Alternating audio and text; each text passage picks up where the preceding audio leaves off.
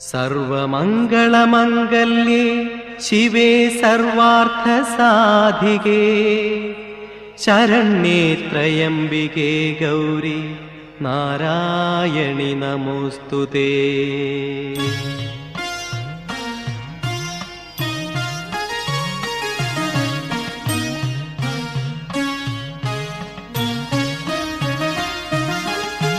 ആറ്റുകാലിലമ്മേ അമ്മേ ആറ്റുനോറ്റു വന്നു ഞങ്ങൾ നിൻ പദാരവിന്ദം തേടും ഭക്തഷഡ്പദങ്ങൾ.